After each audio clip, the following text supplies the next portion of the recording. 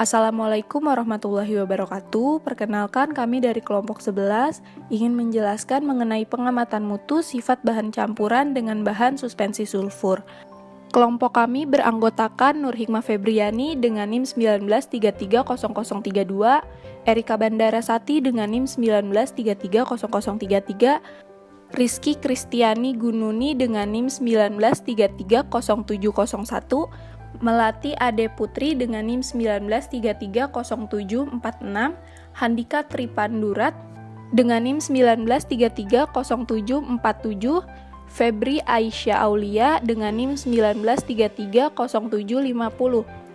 Di sini saya akan menjelaskan tentang morfologi bahan. Sulfur dengan warna kuning hingga kuning pucat, baunya tidak berbau, bentuknya serbuk halus, amorf, mikrokristalin. Kegunaannya untuk keratolitik, antiseptik ringan, anti jamur ringan, dan parasitisida. Untuk bobot molekulnya sebesar 32,06, pH-nya netral. Selanjutnya, konsentrasi penggunaan sulfur pada sediaan suspensi topikal yaitu 10%. Sulfur praktis tidak larut dalam air dan etanol. Namun, sulfur dapat larut dalam karbon diosulfida dan sedikit larut dalam minyak. Wadah penyimpanan dari sulfur yaitu dalam wadah tertutup baik yang terlindung dari cahaya. Alat yang digunakan untuk menguji bahan suspensi sulfur yaitu piknometer, viskometer Brookfield tipe LV, gelas ukur, beker gelas atau gelas piala, termometer, timbangan analitik, dan stopwatch. Yang pertama ada piknometer. Piknometer berfungsi untuk mengukur nilai bobot jenis suatu fluida. Cara penggunaan piknometer: pertama, timbang piknometer kosong, kemudian masukkan cairan bahan uji ke dalam piknometer, lalu timbang kembali piknometer yang berisi bahan uji. Selanjutnya, ada viskometer Brookfield tipe LV berfungsi untuk mengukur kekentalan fluida dengan kekentalan rendah. Cara kerjanya, masukkan bahan cair hingga volume 300 ml ke dalam viskometer Brookfield, kemudian pasang spindel pada gantungan spindel, lalu turunkan spindel yang telah terpasang hingga tercelup cairan uji. Selanjutnya, atur RPM yang diinginkan, lalu biarkan spindel berputar dan perhatikan jarum merah pada skala RPM tersebut. Terakhir, ubah RPM hingga diperoleh viskositas cairan pada berbagai RPM. Lalu ada gelas ukur, berfungsi untuk mengukur volume cairan atau serbuk. Cara kerjanya adalah: pertama, bahan dimasukkan ke dalam gelas ukur, selanjutnya diamati volume awal bahan, kemudian diamkan bahan selama beberapa waktu, terakhir amati tinggi endapan yang terbentuk. Beker gelas berfungsi sebagai wadah untuk mencampur, menampung, mengaduk, atau memanaskan cairan. Cara kerjanya, dibersihkan gelas dengan aquada sebanyak 3 kali, kemudian dimasukkan larutan percobaan. Selanjutnya ada termometer. Termometer berfungsi untuk mengukur suhu. Cara kerjanya, untuk di alat tempat ukur suhu ditancapkan di pipa tempat termometer dipasang. Selanjutnya ada timbangan analitik. Timbangan analitik berfungsi untuk mengukur massa kecil dalam rentang submiligram.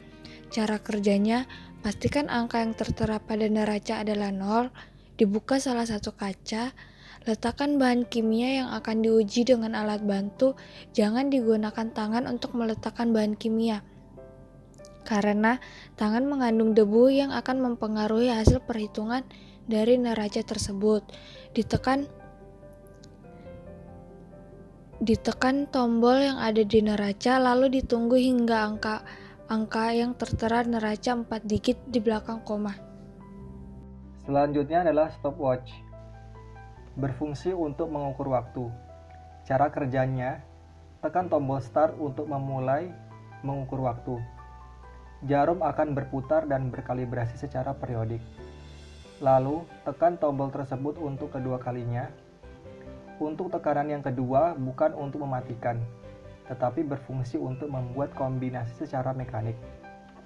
Kemudian jarum akan berhenti dan menunjukkan yang telah dilalui terhitung sejak menekan tombol start pertama. Kemudian, hasil pengamatan mutu sifat bahan cair.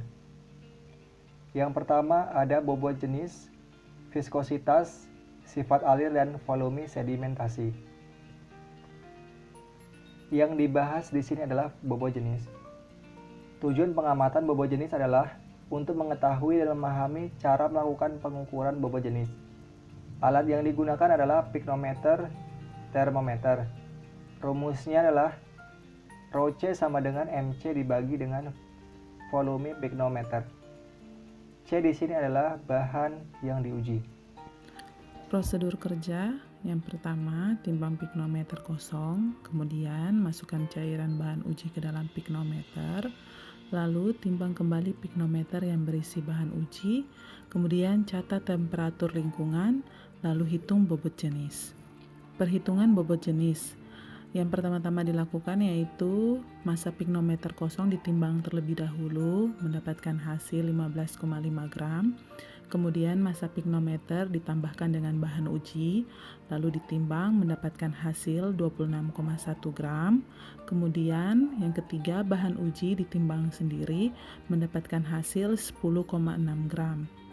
Volume piknometer yang digunakan yaitu volume 10 mili.